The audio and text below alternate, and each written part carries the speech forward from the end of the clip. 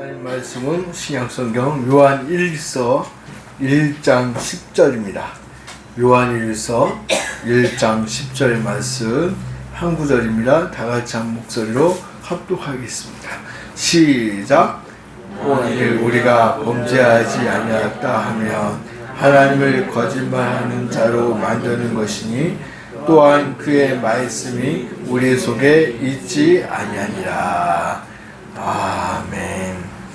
이 말씀을 근거로 해서 웨스트민스터 신앙고백 6장 계속 이어나갑니다. 본문을 읽어보겠습니다. 한번 보시기 바랍니다. 이 본성의 부패는 이 세상에 사는 동안 중생한 자들에게도 남아있다. 비록 그 부패함이 그리스도를 통해 용서되고 죽었으나 부패 자체와 그 부패에서 나오는 모든 행동들은 참으로 그리고 정확히 죄이다. 아멘. 오늘은 구원받은 후에 사람의 상태라는 소제목입니다. 구원받았음에도 불구하고 사람의 상태는 죄가 있다, 부패한 상태다라는 것을 말해주고 있다는 것이죠.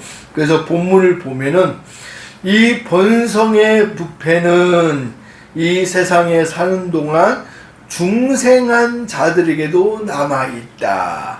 이 말은 뭐예요? 구원받은 자들에게도 원죄로 인한 부패는 남아있다라는 것이죠. 그러니까 사람들은 구원받으면 우리가 구원받는다, 또 죄를 용서함을 받는다라고 했을 때 아예 죄 자체가 없어진 줄로 알아요. 그게 아니라는 것이죠. 용서함을 받은 것이지 그 죄로 인한 부패는 남아있다는 것이요. 비록 그 부패함이 그리스도를 통해 용서되고 죽었으나 예수님의 십자가로 말미암아 용서되고 다 죽었지만 죄로 인한 그 부패는 남아있다. 그래서 밑에 보면 죄책은 해결되었으나 부패와 오염은 남겨졌다라고 적어놨는데, 죄책이 뭐예요? 죄에 대한 책임. 죄로 말미암아 책임을 지어야 되는 게 있다는 거잖아요. 죄로 말미암아 정령 죽으리라. 영과 육신 모두 죽게 되었다. 그게 죄의 책임인데, 그걸로 인한 우리의 책임이 예수님으로 말미암아 다 해결되었다, 용서함을 받았다라는 것이죠. 그렇다고 해서 죄 자체가 없어졌느냐, 죄로 인한 부패가 없어졌느냐, 그건 아니라는 것이죠. 오염 자체는 남아있다. 근데 예수님께서 십자가에 달려 죽으심으로 말미암아 그 책임에 대해서 자유함을 얻었다라는 것이죠. 그러니까 이거를 보면 우리가 알아야 될 게, 어떤 사람이 죄를 범해서 어떤 사람은 죽였어요. 그래갖고 재판을 받습니다. 재판을 받았는데 하여튼 10년이라고 구형을 받았어요. 감옥에 가서 10년을 살았습니다. 나왔어요. 나오면 이제 그 죄에 대한 벌을 받아서 그 감옥에 간 그 자체는 이제 해방이 되었지 않습니까? 자유함을 얻었어요.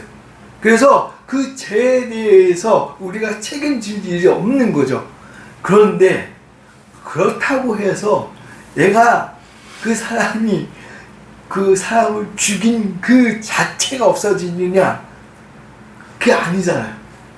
그렇죠. 그게 남아있다는 것이에요. 그러니까 예수님도 마찬가지예요. 예수님도 원죄, 선악과를 먹음으로 말미암아 죄가 들어온 거에 대한 책임을, 자유함을 허락해 주셨을 뿐이지, 그 아담으로부터 시작된 그 죄에 대한 부패성은 남아있다는 거예요. 그러니까 우리가 죄인임을 고백해야 된다는 것이 거기 있다는 거예요. 용서함을 받았지만 우리는 죄로 인해서 부패가 되어 있다. 그래서 우리가 그 죄에 대해서 고백해야 된다라는 것이. 왜냐하면 부패 자체와 그 부패에서 나오는 모든 행동들은 참으로 그리고 정확히 죄이다. 죄 자체가 없어지지는 않는다라는 것이지. 그래서 예수 그리스도로 죄가 없어지는 것이 아니라 용서함을 받는 것이다 라는 것이. 죄가 있지만 용서함을 받은 것이다. 예수님이 다 용서해 줬어요. 그래서 우리는 자유함을 받았어요. 근데 우리들은 그 부패와 죄로 인해서 항상 겸손함으로 살아야 된다라는 거예요.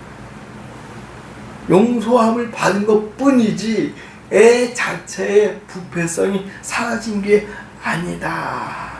그래서 결론적으로 여기에서 말하고 싶은 건 뭐냐면 하나님의 은혜로 인하여 죄의 용서함을 받은 사람일지라도 부패와 오염은 성화의 과정을 통하여 해결받아야 된다라는 거예요. 그러니까 내가 죄가 있고 부패가 있으니까 그거를 해결하기 위해서 성화, 거룩한 삶을 살아가려고 노력해야 된다라는 것이.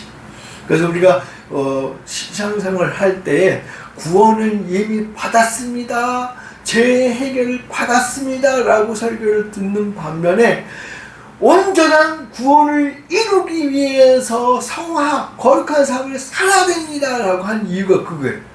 이루어졌음에도 불구하고 성화의 길을 가야 된다. 그 말은 구원은 받았지만 거룩한 삶을 살아야 될 의무가 있다는 거예요. 왜?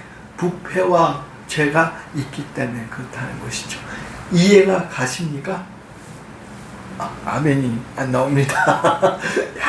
그냥 고개 끄덕끄덕 거리시니까 다 이해하시는 걸로 넘어가고, 그래서 그 차이를 잘 알아야 돼요. 여기에서 우리가 조금 놓치면은 어떻게 되느냐?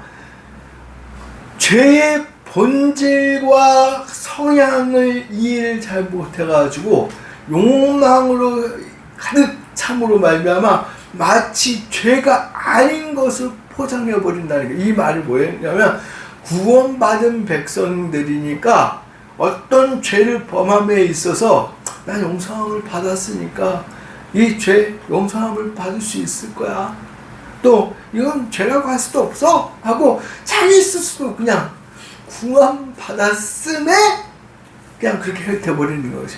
죄를 죄로 여기지 않는다는 거예요. 또 신자의 완전성을 주장하며, 그러니까 구원받았으니까 난 이제 완벽한 구원받은 백성이야 그러면서 이제는 그 이상의 죄도 죄가 아니다. 나는 거룩한 사람이야 라고 취급해버린 사람이 또 있다는 것이죠. 그러니까 무슨 차이인지 좀 이해가 가시지 않겠지만 짧은 시간에 이해시키니까 참 힘이 들지만 이거 갖고도 몇 시간 할 수는 없으니까, 뭐냐면 구원 받았으니까 나는 이제 구원 받았어. 그러니까 죄하고는 상관이 없어. 어떤 죄를 범해도 돼 하고 막 사는 사람이 있다는 것이죠. 그래서는 안 된다는 거예요. 뭐 우리로서는 이해가 안 가요. 그런 사람이 있어요? 라고 질문을 할 수 있지만 그런 사람이 있어요. 참 이상하죠. 있어요. 그게 극단적 구원론자들이에요. 나는 이미 구원받았으니까 이 세상과는 아무 상관도 없으니까 난 내 멋대로 살 거야. 그런 사람들이 있다니까요. 그러면서 막 살아요. 이런 오류에 빠질 수 있는 교리에서 이것을 반박하는 거예요. 그게 아니라는 거예요. 구원받았지만, 죄에 대한 책임은 해결받았지만 우리는 죄의 부패성, 오염되어 있는 사람이기 때문에 해결받으려고 성화의 삶을 살아가야 한다라는 거예요. 그럼 여기서 질문이 있어요. 어떤 질문이 있냐면, 그러면 성화되지 못하는 사람은 구원을 이루지 못합니까? 라고. 그러니까 열심히 살아야 된다 했잖아요. 그러면 성화되지 못한 사람, 오염과 부패가 남아있다고 했는데 그거를 지우기 위해서 열심히 거룩한 삶을 살아야 되는데 그걸 해결되지 못한 사람은 그러면 구원을 온전히 이루지 못합니까? 죽어서 천국 못 갑니까? 이렇게 질문할 사람이 또 있다는 것이죠. 근데 그건 아니라는 것이죠. 내가 죽어서 구원받는 거, 하늘나라로 올라가는 그 구원, 그거는 죄책을 해결받았기 때문에, 하나님께 용서함을 받았기 때문에 우린 이미 구원받은 백성인 줄을 믿으시기 바랍니다. 근데 오염이 되어 있다는 거잖아요. 용서함을 받았기에 오염된 건 해결됐는데 그 오염된 걸 그대로 유지하면 안 된다는 거죠. 하나님은요. 그것을 해결받기 위해서 최선을 다해서 말씀대로 하나님의 은혜대로 빛과 소금의 삶을 살려고 노력해야 된다는 거예요. 그래서 신학적으로 보면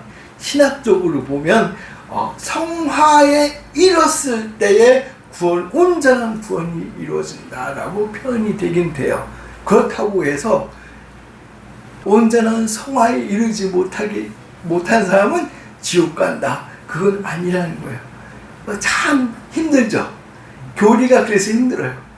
그래서 뭐 이런 걸 막 가르치냐라고 하는데 성도들이 알고 있어야 되는 거예요. 왜냐? 이렇게 힘든 부분들을 찔러서 악한 쪽으로 끄집어 가는 것들이 이단이라는 것이.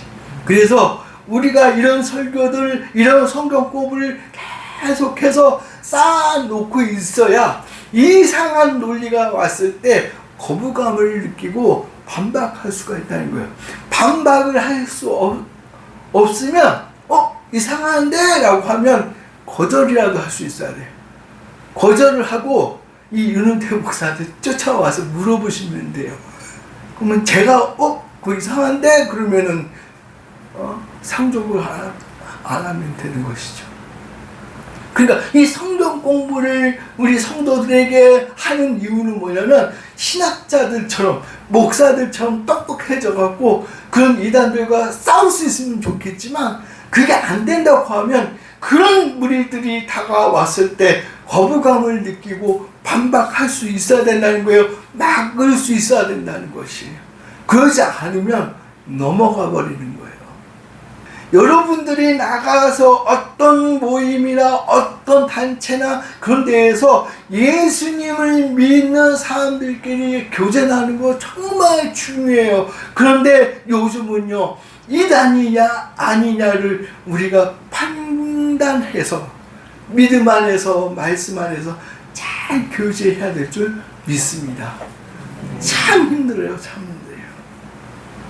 적용 부분에 가면은 우리는 본 한목을 통하여 성도가 하나님의 은혜로 인하여 구원받게 되었어도 지속적인 성화를 통하여 부패와 오염을 해결받아야 한다는 것을 알 수 있다.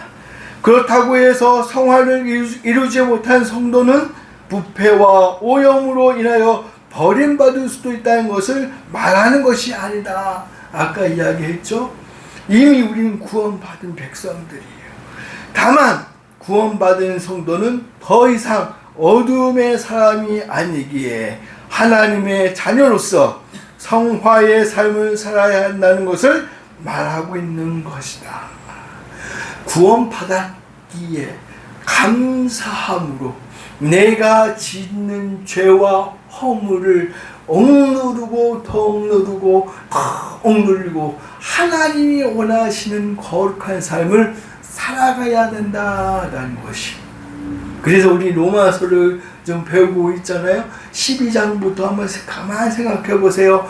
영적 예배와 교회의 질서를 위해 평화를 누리고 또 원수를 갚지 말고 하나님께 맡기며 심지어 오늘은 어떤 말씀 들었어요? 나라에 대한 의무를 철저히 하는 것도 거룩한 삶이다. 이런 말씀을 들었으면 내가 나가서 실천하는 거예요. 그렇게 하려고 노력하는 거예요. 그것이 거룩한 삶이에요. 우리 한빛교회 온 성도들은 거룩한 삶을 실천할 수 있기를 주님의 이름으로 축원드립니다. 기도하시겠습니다.